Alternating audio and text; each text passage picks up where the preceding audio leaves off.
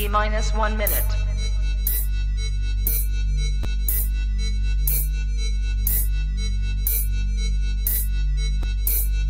T minus 50 seconds.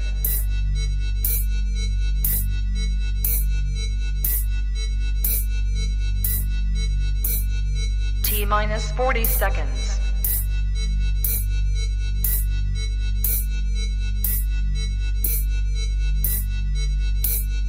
T minus 30 seconds.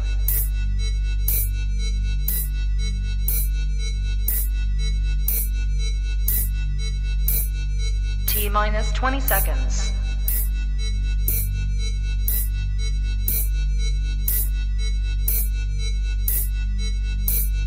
Ten, 9, 8, 7, 6, 5, 4, 3, 2, 1, 0.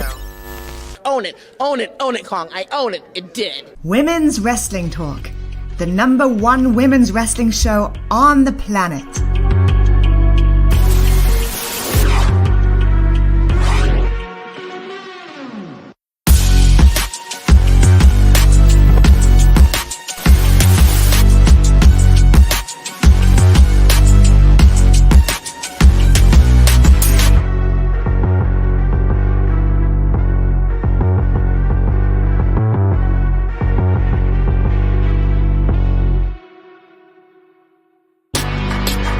Women's Wrestling Talk, the #1 women's wrestling show on the planet.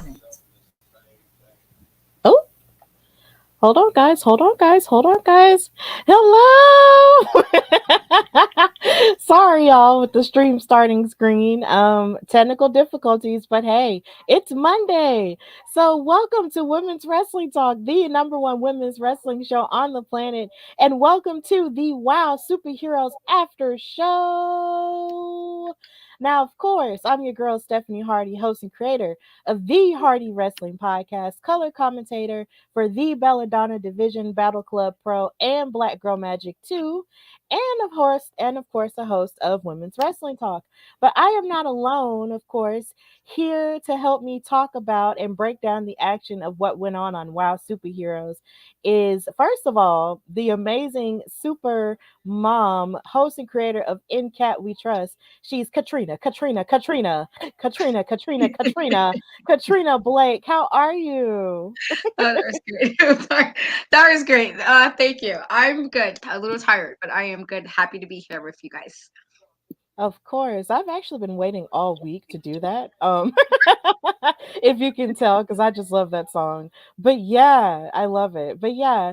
And of course, last but certainly not least, we have the fabulous and uber talented host and producer, Miss Emily Mae Heller. How are you? I am excited to be here. Always a great start to my week to hang out with my ladies. Yeah, definitely. Like, it's so great to start out talking about women's wrestling during the beginning of the week before Raw comes on and all the other rigmarole of the rest of the wrestling week gets started. It's nice to start off and talk about all of this great women's wrestling at the very beginning. So we got to start with this amazing episode. So basically, the episode started with a tag team match, which was starting in this round, of course, to see who's going to move on to the finals of this WOW tag team tournament. And of course, this first match was between Miami Sweet Heat, who have just been on a tear lately. You got the two twins, Laurie and Lindsay, facing off against Adriana Gambino and Gigi Gianni. And of course, they made a little bit of an entrance, with an Escalade and everything looking all fabulous or whatnot. And what's so funny is during the commentary, as they were making their entrance, they were making reference to the fact that Gigi is from Texas and Adriana is from New Jersey. And what's so funny is Stephen Dickey on commentary kept, poking fun at AJ because AJ was trying to make him say it like, say New Jersey.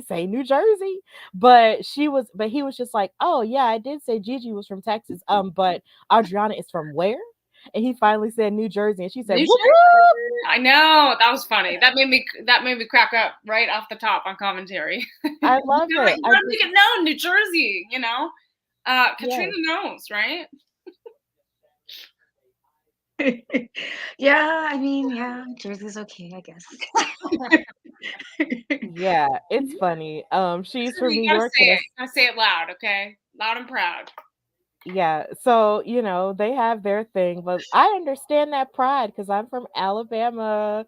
And if it's one thing I'm gonna do, I'm gonna rep Alabama. I'm gonna rep Birmingham 205 all day, every day. So I totally get it.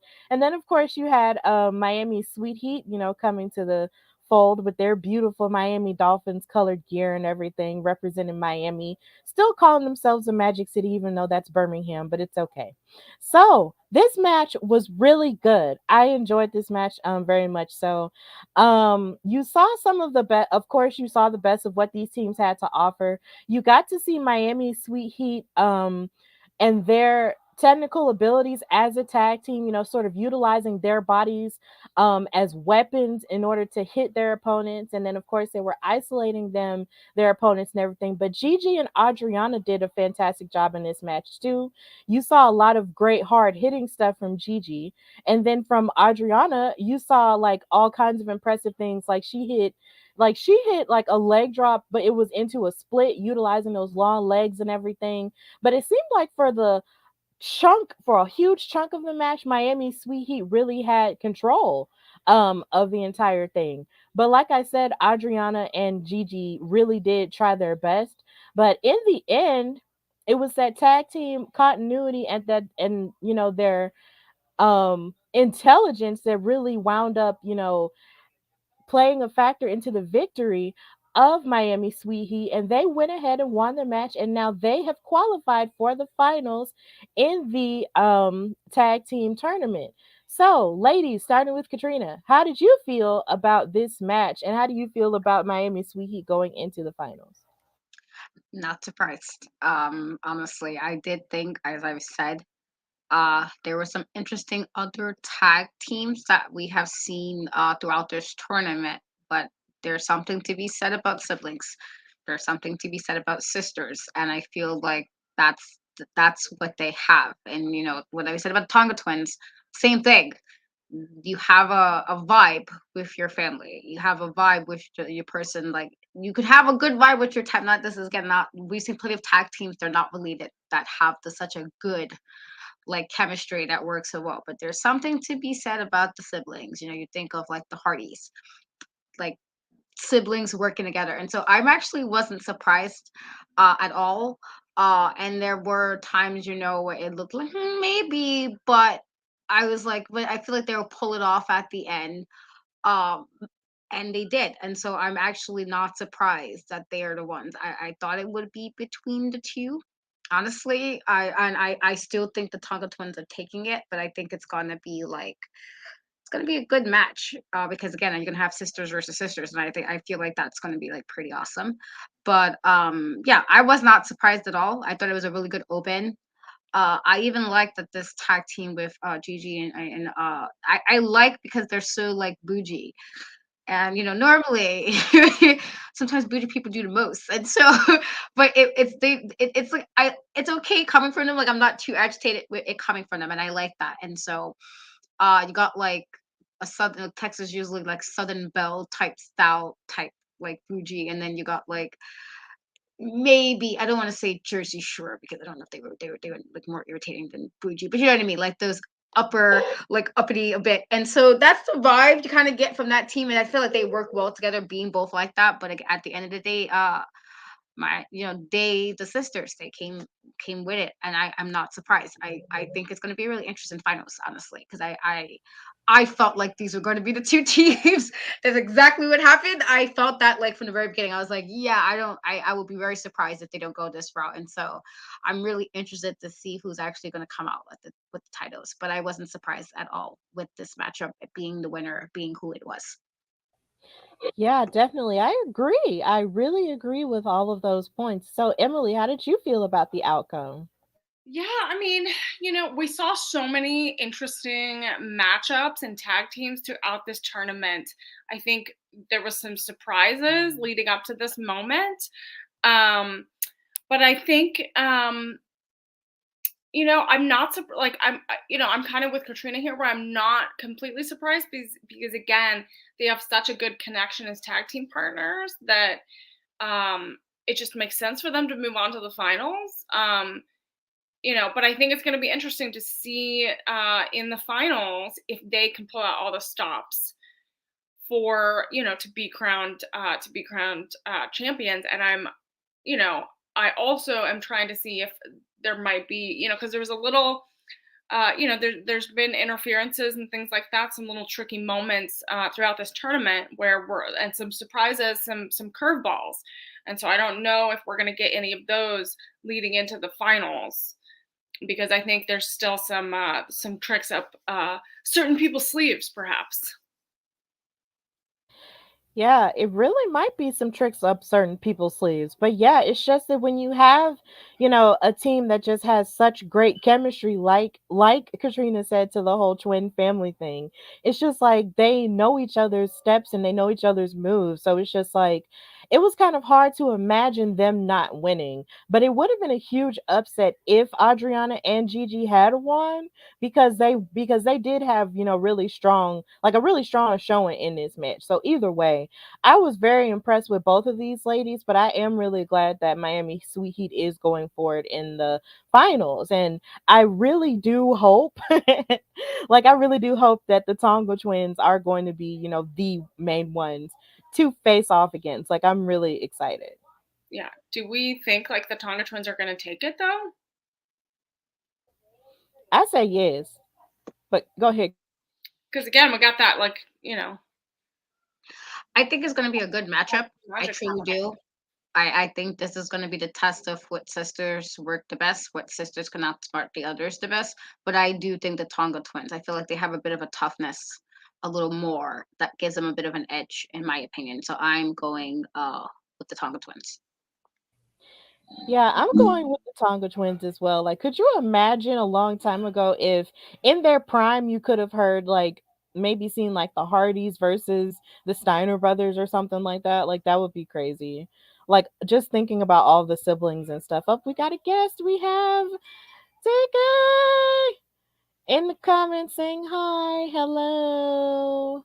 But yes, I'm really excited about what this tournament is going to give. But moving forward, in the match, to our next match rather, we had one of our favorites, Commander Sahara Spars, in her second WoW match against the bougie. Speaking of bougie, Penelope Pink with her, I guess you could say mentor Lana Star. They came out there with really bad intentions, really ugly intentions in this match. And what I will say is this though, Commander Sahara Spars really did, put up a really great fight against these two, but I'm just going to address it full on and just give a repeat of what happened. So basically, Penelope Pink and Sahara started with a traditional lockup, but then there was a point where Penelope knocked Sahara down, and then she even disrespected her by stepping on her back, by walking over her, and then doing a mock salute. And I'm just looking like, how dare you be this disrespectful to this woman who was literally a full-on officer? And they even made mention of it on commentary when they did that special on Sahara Spars, how the Coast Guard actually, opened up their facilities to let them, so let her tell her story there. So it's really clear that they were telling that story and giving her her respect and her just due. But Penelope Pink wasn't doing that in this match. And she was doing all kinds of dirty things. Of course, you saw her athleticism on display with her submission work and a lot of her kicks and stuff. But in the midst of that, she was just being disrespectful by scratching Sahara's face with those nails and everything, even scratching her back. And what was even worse was every time the referee was distracted with something that Penelope Pink was doing, it was always Lana Star who was outside who was outside trying to yank on Sahara Spars' arms and and mushing her face and everything. And I was like, ref, what are you doing? It was like this referee was just being was not being, his best self when it was coming to calling this match. And then it came to a boiling point where Sahara even tried to reach for Lana, and Lana was like, no, don't reach me, don't do this, and all this other stuff. But she even had the upper hand at one point, but then at another point, there was one, she hit her finisher on her, and then when and then she interfered and basically pulled Sahara off of Penelope, and Penelope was really happy about this. So in the end, she hit her finisher onto Sahara's bars for the win, but the referee did not call a DQ for that interference. And this caused a lot of controversy on commentary and also online too, because they was just like, look, like in real life or in other places in wrestling, when someone interferes on your behalf in terms of like in-ring action, you would get disqualified. So why is it that referee didn't disqualify Penelope Pink in that instance and then allowed for her to have that opening to win the match? That was a win that she did not deserve. But Katrina, how did you feel about this outcome? Yeah, I was annoyed. I sometimes referees do shenanigans, and I would like either in person if I'm at a show, or I'm like, so how are we not seeing the same thing, ref? And yes, sometimes I know it plays part of the storyline where the ref magically can't see certain things happening, and you kind of try to give it a pass. But in this regard, he looked directly at her when it happened and didn't say anything. So I'm like, dude, you watched it happen, you made a little comment, but that should have been the cue right there to be like, okay, well, this match is over, or something. But he kind of just like let it happen, and in the turn of him letting it happen multiple times, but that last one, I was like, all right, like, bro, come on. Like, how did you not see this?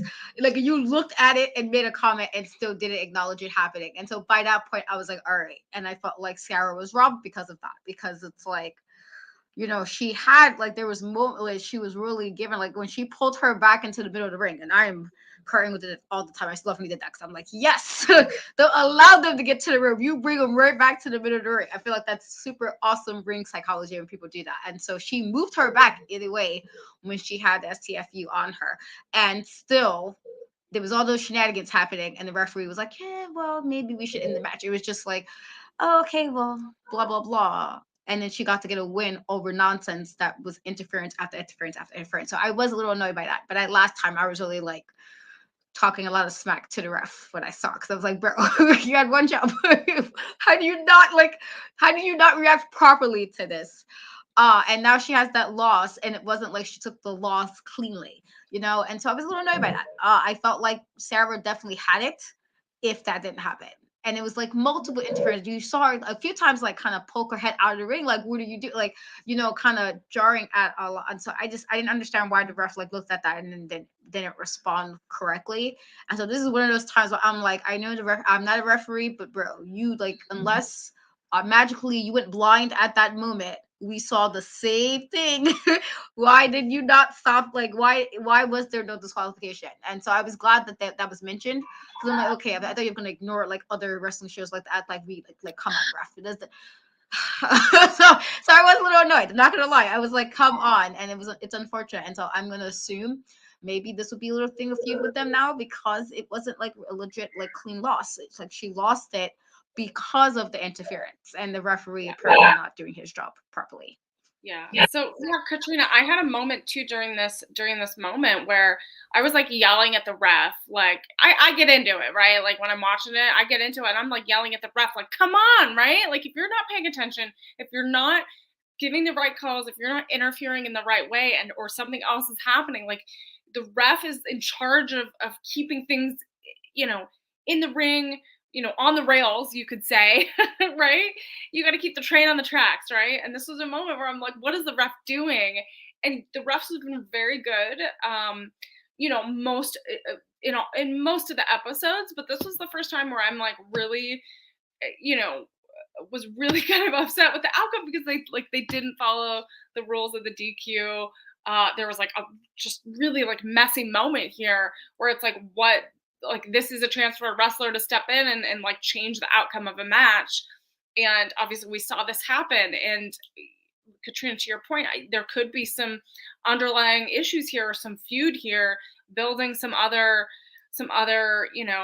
frustrations. Because like I would be frustrated if it was like I got the win, but then it didn't happen. Like, I think it was an interesting moment. So for me, like as an audience member watching, I was like, wait, what's happening? And it just kind of it frustrated me for everyone kind of involved and just watching, because it's like you gotta follow the rules. rule follower here. Exactly. Like I'm a rule follower too, and honestly, when it comes to stuff like that, especially the caliber of performers that these women are, they deserve to have a straight up match that has like a straight up ending. And the idea that Lana Starr kept interfering and then actually had the audacity to interfere like that, it was just kind of like I was just like, how dare you? Like, do you not trust your client? Do you not trust like your mentee to be able to actually perform to the best of her ability and not like think and not cheat? Like, what is wrong with you? And it just makes me upset because it felt like Commander Sahara was on such a good, trajectory. And then the fact that this is our first time seeing her in weeks and then she loses this way, like it was an ending that just wasn't, worth the caliber of these athletes. Like it just made me upset. Um, I was really upset about that, and I hate it had to end that way. But I am hoping that at some point there will be a rematch between these two because I really believe that the commander had her number. So, but Penelope Pink got the win for now. But here's hoping that they will get a rematch. And of course, we got a shout out from Wrestling Realm, Brian H. Waters. What's up, sweetheart? Yeah. So that's great. That's great. But yeah, I just hate that Penelope Pink won that way. But that's just how it goes, I guess. It goes, but So it's gonna cause some heat for later for sure. There's gonna be some. It's not over here, There's definitely some more to be continued. yeah, definitely. So the next match that took place, there was actually some backstage stuff that took place before that leads into this match. We had the disciplinarian and Samantha Smart, talking amongst themselves backstage. And to a certain degree, the disciplinarian looked a little bit lost as she was speaking with Samantha Smart. And then she gets confronted by Miss Jessie Jones, who, like I said a few weeks ago, is like a dog with a bone when it comes to this tag team tournament thing. She confronted Samantha Smart for not turning in that paperwork to give them a place in the tournament yet again. And she said she filled it out and did it herself and basically forced the disciplinarian to be, her partner again, to face off against Randy Rara and Coach Campanelli. So now they're in this tournament again and they're fighting, I guess sort of like a wild card thing is the best way I can describe it. To I guess make their way back in the tournament or just back in title contention or whatever. So it led to them to having the match between, like I said, Randy Rara and Coach Campanelli, who are an unlikely duo, but then at the same time, it's like they do go together. But I'll talk a little bit more about how they interacted with each other towards the end. This match was relatively good. You got to see more of the disciplinarian's power on display. In the match as well as Jessie Jones and all of her madness going on. But here again, you can't really discount Randy Rara. And I feel like a lot of people do that just because she's a cheerleader, just because she's peppy, and you just can't do that. So she had a great showing here in this match, but Jessie Jones here again was still fighting tooth and nail to try to win. And even Samantha Smart tried to get involved somehow. But in the end, Randy Rara and Coach Campanelli wound up winning the match as Coach blew her whistle and then distracted Jessie, and then they covered up for the win, and that's how the match ended. So, but after the match ended, we had a little bit of an interview with David McLean trying to get an understanding of Randy Rara and the coach.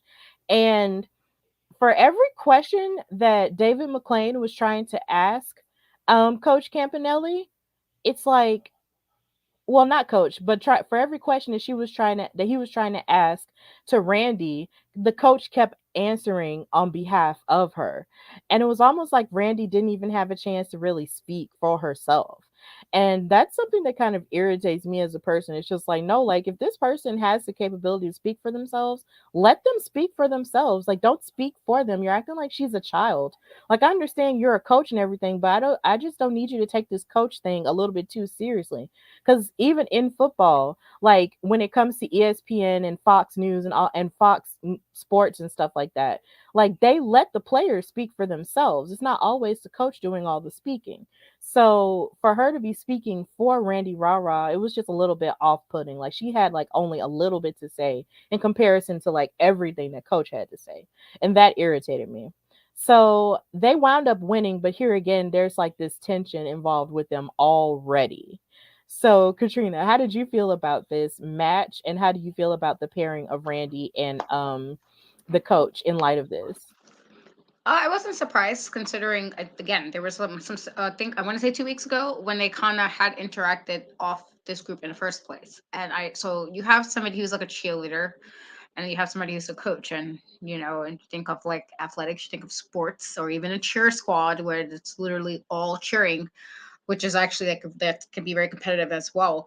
There's a coach, and so for me, I that the pairing wasn't like too far. I'm like, okay, this makes sense. You got somebody who's coaching, you got a person who can, chair, but apparently knows how to wrestle as well.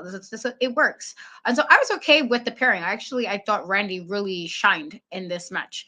I was a little confused though with the Jessie and the Disciplinarian pairing, only because I felt like Jessie truly, really wasn't feeling like I just felt like she wasn't feeling her tag team partner. There was moments where she probably could have stopped certain things and she chose not to. She's just like, yeah, I'll just love back.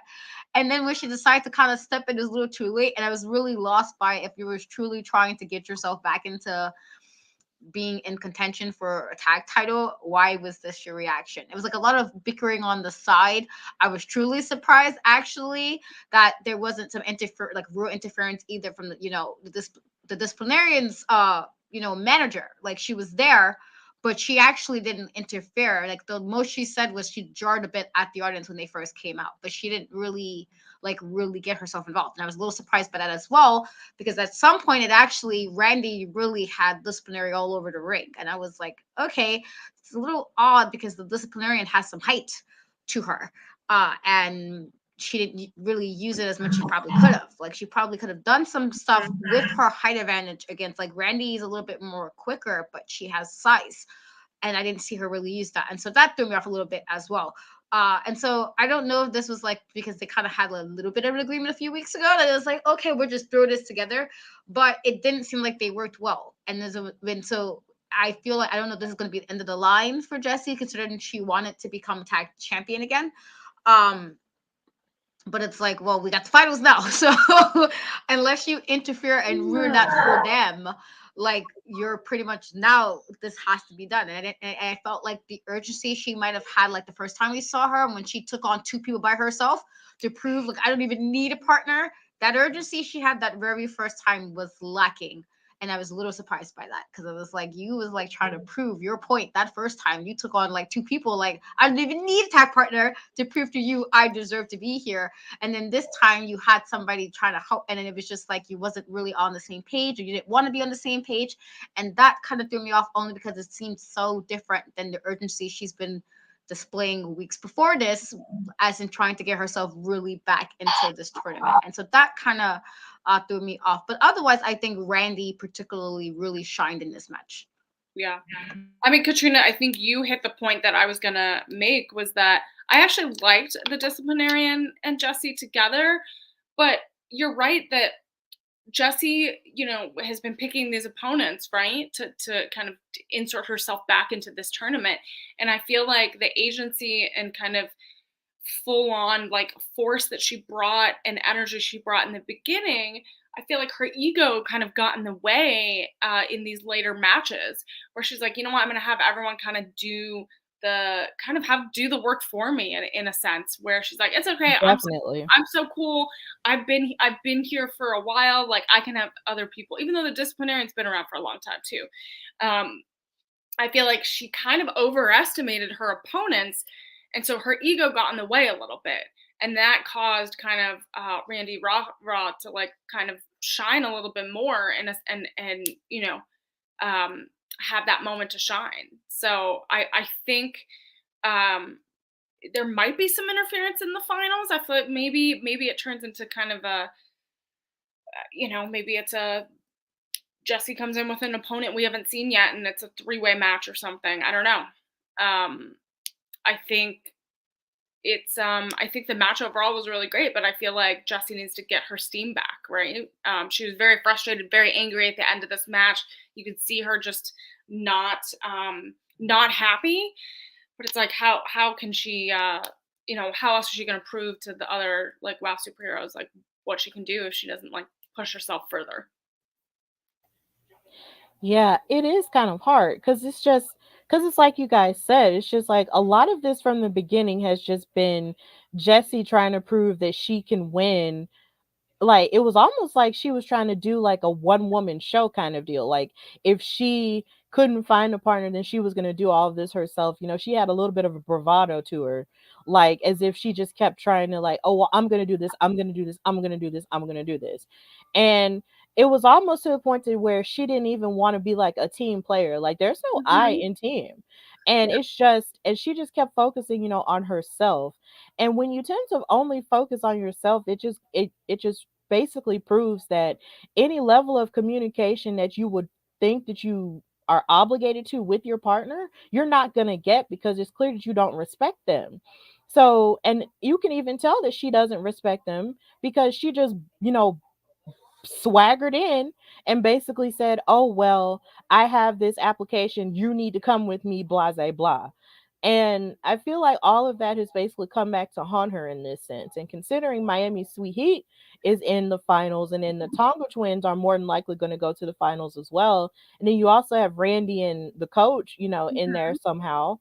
Like you just like it just seems like there really is, not much of a place for her anymore. There might be room for one more. Who knows? But I don't know who I don't know who else would team up with her that A would make sense and B that would put up with her, with kind of her attitude because she doesn't treat her partners very well. It seems in the ring. There's not like you said, Stephanie. There's not that like partnership that you need in a true tag team. I feel like she is in it for herself, but she has that like championship mentality. So sometimes you got to go in it to win it, right? But she wants to win it by herself, but needs someone at the same time. Yeah, but I also feel like maybe there'll be a surprise. Like maybe her old partner could come back at some point. Like you just never know. Like in the world of WoW, like there are just so many surprises. But either way, Jesse Jones is out again. Her and the disciplinarian did not qualify, so Randy Rara and the coach wound up winning. But here again, there's still the underlying tension that Randy and the coach have because the coach was doing all the speaking for her, and I'm pretty sure that she's not going to take too kindly to that as they matriculate as partners. So before the main event took place, we got a little bit of a segment, introducing us to the superhero Wrecking Ball. And when I saw Wrecking Ball, the first thing I thought about was number one, Mad Max Fury Road, and number two, what would happen if you combine Taya Valkyrie with steampunk Becky Lynch?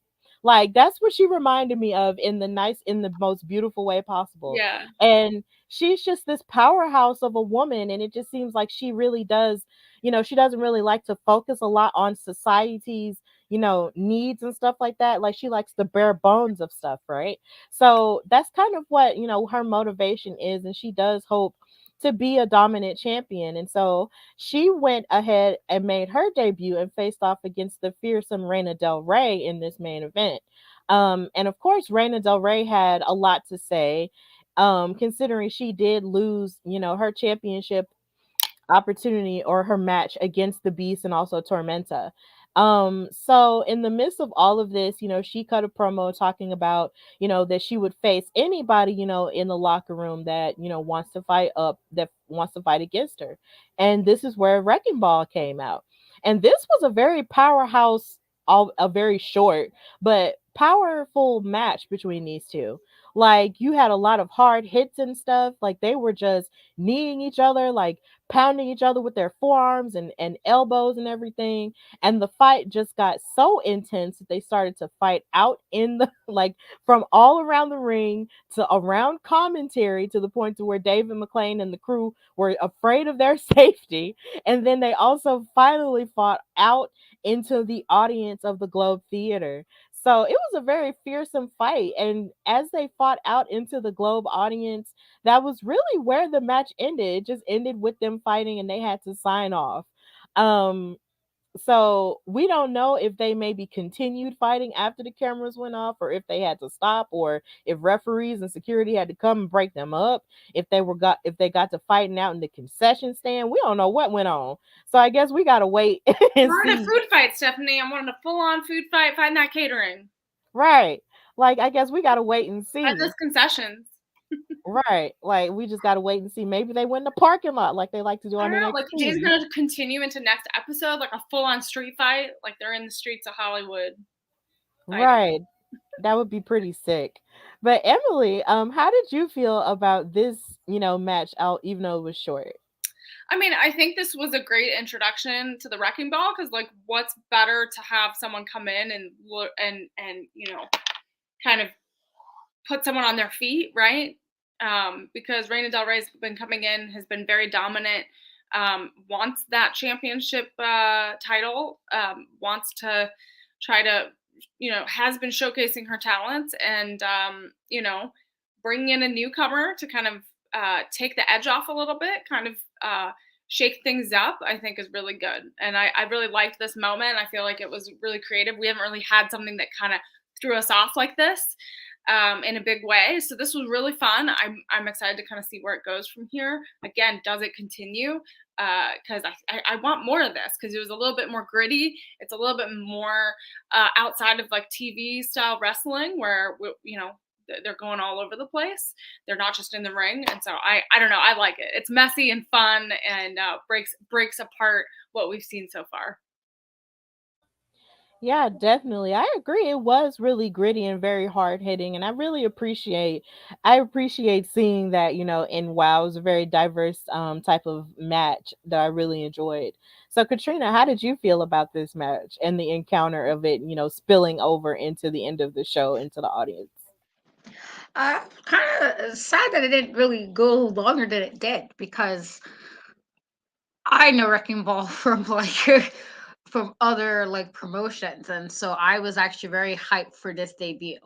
And I was aware that there would be a debut. I just wasn't sure when we were gonna get it, and so I was like, yes, okay, we were finally getting it. And so you have somebody dominant like Wrecking Ball in general, usually very dominant in every promotion she's in. And you mentioned like Mad Max, and I believe at one point Wrecking Ball has tagged with Max in other promotions, and so super badass like dominant team whenever they're together. And so I was hyped for this. And you have, unfortunately the Beast's out on an injury. We're not really sure what's happening. And so what do you do now with somebody who had the feud with Beast? And so you have somebody else that comes that could be dominant, if not, just as dominant or more dominant. We don't know. I did like the aspect of it going into the ring. I liked the standoff, considering like Wrecking Ball for purposes of WoW is a new face for Rena. And so to have that whole like, well, I'm not really afraid of you either. I liked the stare off. I thought that was done well. And again, I like that it even spilled out. I mean, I'm not usually a fan all the time of it. Always go depending if it works for the match, I'm okay with it being in the audience. And I don't think you should do that often. But I was okay with it being there because it was like, well, we're too dominant for the ring right now. Let's pull this out this way. It's just unfortunate we don't know what happened. Like, are we gonna, or did it just end? Where they have a random like thing next week? Like, oh well, off air, this is what happened. Where they said because it's spilled out the ring, are we gonna get a rematch? I mean, I don't know what's gonna happen, and so it's unfortunate we don't know what was going on after the cameras went off air. But Yeah, and I just think that if we did, it would have been like a super awesome. Like I felt like it would have been really hard to tell who would have won out of the two. Yeah, and Stephanie, I love the description of Wrecking Ball that you made earlier in the introduction because I'm like, oh, now I totally see it. Because I was trying to pinpoint like, why is my brain like melding this look together in my head? And I think you described it perfectly. Yeah, because that's just what she reminded me of. Like, oh, this is totally like steampunk, and yeah. Yeah, because sometimes I just feel like steampunk Becky Lynch just lives in my head rent free. Because that was just a really specific, like really cool style that she had. Now I know she'll probably, won't go back to that.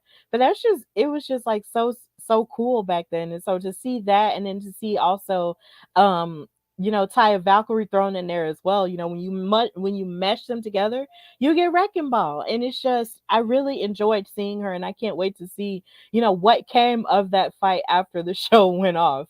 Um yeah, like it was just really interesting. But basically, that was the end of WoW. So I just want to thank you guys, in the comments who did, pop in and say a couple of things. We had one comment I know I didn't mention. Latanya basically said, "Do you think Jessie will either? I guess this means like, will she fight like in the singles competition? And who do you think she would win?" I'm not sure what that was saying, but I feel like Jessie would fare better in the singles competition simply because she's very single minded and she's not partner minded at all. So yeah, she would be great in the singles division when it comes to WoW, but you just have to see where everything goes, because she might still try to, insert herself in the tag title tournament. You just never know. So yeah, it's just crazy stuff. But thank you, all of you who watched on Twitch and on YouTube and on Facebook. Thank you guys for watching. Like I said, we're here every Monday at 7 Eastern, 6 p.m. Central Standard Time to talk about WoW Superheroes, which you can watch on different affiliates from CBS on the weekend. But thank you, ladies, of course, for joining me on this Monday to talk about WoW Superheroes. So let's just start with Katrina and say and just tell us where they can find you and what you've got going on. I can be found on most social media platforms and Cat We Trust, TikTok, Twitter, and Instagram, either three. I was just in the Bronx. I did some backstage correspondence. Got an actually really cool interview that I will post soon. I just have to kind of edit all the footage. It's a long story about the camera. So I kind of recorded interviews on my cell phone, and so I have to kind of go through all that. I haven't done that yet. So again, I'm sleeping most of this weekend. But I got a really cool interview, and I was happy. I was like, holy crap, this is an interview that I didn't think I was going to get today. And so I got that interview. And so if you do have Title Match Network, the actual show is on there. So definitely go check that out. This Friday, it will be on my YouTube channel as well, but in the over across the pond, it will, my panel, which made its way to MCM Birmingham, will be there featuring me, myself, and Stephanie and other fabulous ladies that was also with me previously at New York Comic Con. And so the panel will be airing there on the main stage in the UK. And so it's still like, oh my God, that's happening. And then hopefully I'm just trying to get more stuff on my channel. It's getting slacked. And I do have an announcement which will happen this week. I was waiting for the last confirmation I got this morning. And so I will be making an announcement and a bunch of announcements simultaneously this week. I'm super happy about. So yeah, that's what's going on my end. Yay, yay. And lastly, tell everyone where you can find you, Emily Mae. Yeah, you guys can follow all of my wrestling adventures and cooking adventures at Emily Mae Heller on all of my social platforms. And I have some new shows and some new interviews coming out and some fun content. So just follow me on all platforms and you'll see it when it goes live. Awesome. And know that you can follow me, your girl Stephanie Hardy, on Instagram and Twitter at Queen Steph Hardy. And know that you can listen to the Hardy Wrestling Podcast everywhere you get your shows. I'm still on hiatus because I'm still working on the direction of season 5 of the show and just trying to figure out, how creatively and visually how it can be better. So basically just listen to the older episodes if you have a mind to, because they are really good. But you can also catch me on Women's Wrestling Talk here today, and then Thursday on the NXT After Show, and Fridays on the SmackDown and Rampage After Show. And like Katrina said, I will be with her on the MCM Comic Con Birmingham panel this Friday at 11 a.m. for them. So please check that out if you're there. And I'm really happy to be a part of it with other amazing women of color in wrestling. And there's more stuff on the way. So yeah, just continue to support us and also support Women's Wrestling Talk. Follow us on Instagram and Twitter at WWTalkPod. Check out our website at www.talkpod.com, where you can check out our articles and our various interviews and our merchandise as well, and our articles written by our amazing writers team. Please check those out, and also check out my articles too, as well, and just continue to just support the brand. Follow us on Twitch and YouTube. Subscribe to us on YouTube and click the bell so you can get notified of all of our videos, and follow us on Facebook as well. So yeah, just continue to support us, support the brand, and just continue to love on women's wrestling, because dang it, we deserve it. So with that in mind, this is Women's Wrestling Talk, the number one women's wrestling show on the planet. And until next time, bye y'all. Women's Wrestling Talk, the number one women's wrestling show on the planet.